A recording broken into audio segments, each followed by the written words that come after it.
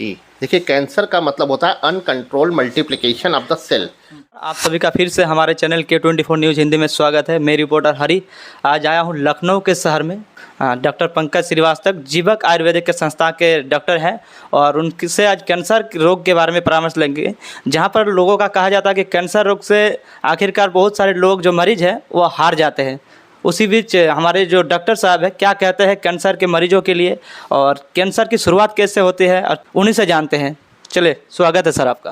जी, देखिए मतलब होता है uncontrolled multiplication of the cell. मतलब कैंसर एक ऐसा सेल्स है जिसके अंदर लगातार म्यूटेशन की टेंडेंसी होती है। सेल लगातार पॉलिफरेट करके ग्रोथ मल्टीपल रूप से करते चले जाते हैं और साथ में हमारी बॉडी में जो लिम्फेटिक चैनल्स होते हैं, जो वेन्स होती हैं, उसके थ्रू कैंसर सेल एक स्थान से दूसरे स्थान पे फैलते हैं और मेटास्टेसिस होना शुरू हो जाती है। बेसिकली होता क्या है कि जो हमारी बॉडी में पर डे कुछ सेल बनते हैं और पर डे कुछ सेल डैमेज होते हैं। ऐसी प्रक्रिया सबकी बॉडी में निरंतर चलती रहती है। लेकिन कैंसर के सेल में क्या होता है कि डीएनए लेवल पे सेल के अंदर परिवर्तन हो जाता है और उसका कनेक्शन जो है माइंड से ख़त्म हो जाता है और वो अपना काम करना भूल जाता है। वो अनकंट्रोल ग्रोथ करने लगता है। ठीक, जब ये अनकंट्रोल ग्रोथ करता रहता है तो धीरे धीरे उस पर ट्यूमर की स्थिति पैदा हो जाती है। और ये साथ में क्या करता है कि जब हमारी बॉडी में जो लिम्फेटिक चैनल्स हैं, जो वेन्स हैं, उसके थ्रू सेल एक स्थान से दूसरे स्थान पे पहुंचते हैं और वहाँ पे मेटास्टेसिस होना शुरू हो जाती है। तो सबसे पहले कैंसर के इलाज के लिए ज़रूरी है कि इसको सेल लेवल पे कंट्रोल किया जाए। मतलब सेल के अंदर अगर पॉलिफरेशन की टेंडेंसी रुक जाती है, सेल का म्यूटेशन रुक जाता है, तो ग्रोथ के बढ़ने की टेंडेंसी और मेटास्टेसिस दोनों पूरी तरह स्टॉप हो जाएगी।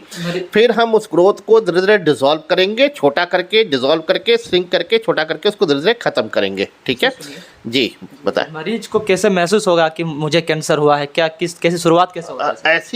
ऐसी कोई भी ग्रोथ जो अनकंट्रोल रूप से बढ़ रही हो, ठीक है, जिसके अंदर ग्रोथ की टेंडेंसी मल्टीपल रूप से बढ़ रही है, ठीक है, और उसका जो मूवमेंट उसमें देखते हैं कि ऐसी कोई गार्ड जिसमें मूवमेंट है कि नहीं है। अगर वो मूवमेंट नहीं है, प्रॉपर चारों तरफ मूवेबल नहीं है, तो ऐसी गार्ड कैंसर की गार्ड होती है। तो इसको एक बार चेक कराना चाहिए।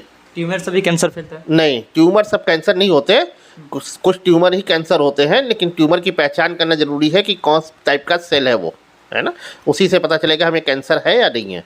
कैंसर से क्या परहेज करना चाहिए सर?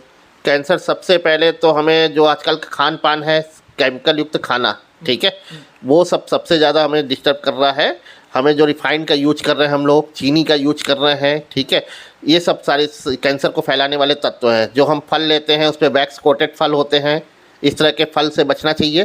पहले अगर कोई भी फल लाएँ तो उसको गर्म पानी में भिगो दें, पहले जब उसको अच्छे से धुल लें, सब्जियां अच्छे से धुलें, साफ़ करें, ठीक है। अगर आप अच्छा तेल खाएं, अच्छा तेल का मतलब कि सरसों आप अपना खुद पिसाएं, गेहूं खुद पिसाएं, ठीक है, उसको ही यूज करें, ठीक है। पैकेट बंद खाने का प्रयोग मत करें क्योंकि सब में प्रिजर्वेटिव पड़ा होता है। प्रिजर्वेटिव कहीं ना कहीं हमारे इस तरह की चीज़ों को नुकसान करता है। बाहर हम ठेले से जो खा लेते हैं तो क्या करते हैं, एक तेल से कई बार समोसा निकाला जाता है, ठीक है, वो कार्सिनोजेनिक ऑयल बन जाता है, ठीक है, तो वो सब तत्व नुकसान करते हैं। सिगरेट, पान मसाला, तंबाकू, इन सब चीज़ों से बचना चाहिए, ठीक है।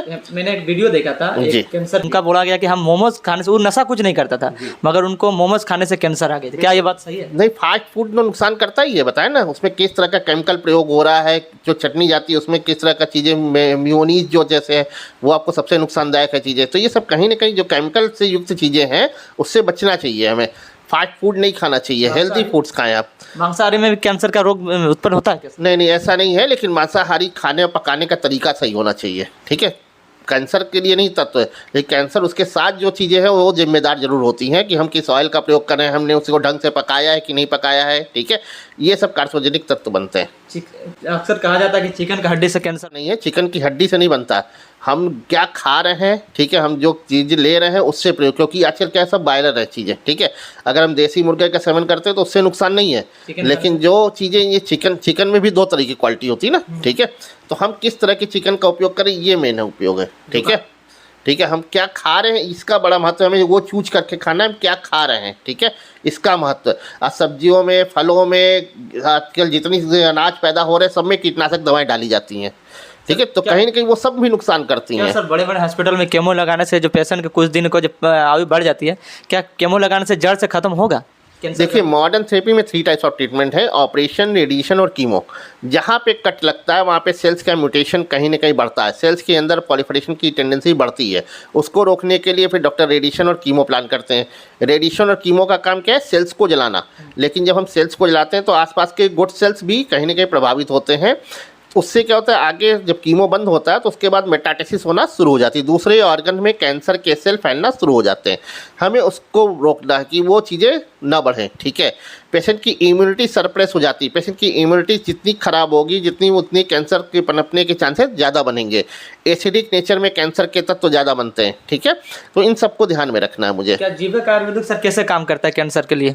जीवक आयुर्वेदा सबसे पहले हम लोग कैंसर को सेल लेवल पे स्टॉप करते हैं, सेल के पॉलिफरेशन की टेंडेंसी को स्टॉप कर देते हैं ताकि उसका म्यूटेशन ना होने पाए, ताकि गांठ के बढ़ने की टेंडेंसी और मेटास्टेसिस दोनों पूरी तरह स्टॉप हो जाए। फिर हम उस ग्रोथ को लिक्विफाई करके ग्रोथ को श्रिंक करते जाते हैं, सबसाइड करते जाते हैं। जैसे जैसे गांठ श्रिंक होती जाती है, श्रिंक होकर वो धीरे धीरे डिजॉल्व होती है। साथ में हम पेशेंट की इम्यूनोथेरेपी करते हैं, इम्यून सिस्टम को बढ़ा देते हैं। इम्यून सिस्टम जितना स्ट्रांग रहेगा रोग की गति उतनी ही कम हो जाती है और पेशेंट का रिकवरी रेट उतना ही फास्ट हो जाता है। तब जाके हमें रिकवरी जल्दी मिलना शुरू हो जाती है। और साथ में जो ग्रोथ की वजह से या कीमो की वजह से, रेडिएशन की वजह से जो अच्छे सेल्स डैमेज हो जाते हैं वहाँ ब्लड सर्कुलेशन बढ़ाकर उसको हील करते हैं ताकि रिकवरी हमारी अच्छी हो जाए। आपके पास किसी भी स्टेज के कैंसर के किसी भी स्टेज के मरीज आए तो क्या सर उसका सोल्यूशन होगा? जी जी बिल्कुल, 4th स्टेज के भी कैंसर का ट्रीटमेंट यहाँ चला है। 4th स्टेज में भी लोगों को काफ़ी आराम मिला है, ठीक है, और बहुत अच्छे रिस्पॉन्स है। 15 दिन में पेशेंट को इम्प्रूवमेंट दिखना शुरू हो जाता है और 21 से 45 दिन में सेल लेवल पे इम्प्रूवमेंट होने लगता है। 2 महीने बाद एक बार हम लोग फिर से चेकअप करा के हम लोग देख लेते हैं कितना इम्प्रूवमेंट हुआ है, उसके हिसाब से कोर्स रहता है मिनिमम अप्रॉक्स 6 से 9 महीने। 6 से 9 महीने जी। मतलब 6 से 9 महीने में पेशेंट को एकदम संतुष्ट हो जाए, क्लियर मिल जाए। जी, वो बीच में हम रिपोर्टिंग कराते रहते हैं, हम देखते रहते हैं और पेशेंट को जिससे संतुष्टि मिले और हमें भी संतुष्टि मिले, ताकि पेशेंट को उससे क्लियरेंस होनी चाहिए। उससे दोनों पे ट्रांसपेरेंसी बनी रहती है, कितना इंप्रूवमेंट होगा, कितना फ़ायदा हो रहा है, वो सब चीज़ें दिखती रहती हैं। जीवक आयुर्वेदिक किस तरह से सुविधा देते हैं सर? मरीजों को यहाँ पे ऑनलाइन कंसल्टेंसी भी होती है। ऑनलाइन सुविधा, दूर से पेशेंट है तो ऑनलाइन कंसल्टेंसी करके हमारी दवाइयाँ मंगा सकता है, ले सकता है, ठीक है। यहाँ पे हर तरह के, यहाँ पे हमारा हॉस्पिटल भी है। किसी पेशेंट यहाँ पे रुकना चाहे, कोई दिक्कत ज़्यादा बड़ी हुई है तो हॉस्पिटल में रख के उसको सारी चिकित्सा दी जाती है। हॉस्पिटल भी है? बिल्कुल। बहुत सारे, जैसे आजकल तो जमाने में फ्रॉड ज़्यादा चल रहा है, बहुत सारे लोगों के मन में भी डाउट हो रहा है कि इतना दूर जाएंगे क्या फ्रॉड हो सकता है, क्या निकल सकता है, क्या ये सही है? उसके लिए क्या कहना चाहेंगे सर? देखिए ये पूरा हॉस्पिटल है, ये कोई मार्केटिंग एजेंसी नहीं है। मार्केटिंग एजेंसी वाले फ्रॉड कर सकते हैं, ठीक है। This is Ayurvedic cancer hospital. Marketing agency में क्या होता है कि उनको दवा बेचनी है, हमें पेशेंट टू पेशेंट काम करते हैं हम लोग। पेशेंट की नाड़ी परीक्षा के हिसाब से, पेशेंट की प्रकृति परीक्षा के हिसाब से, पेशेंट को क्या इम्प्रूवमेंट आ रहा है उसकी बाकायदा जांच करते हैं, कितना इम्प्रूवमेंट हुआ उसको देखते रहते हैं।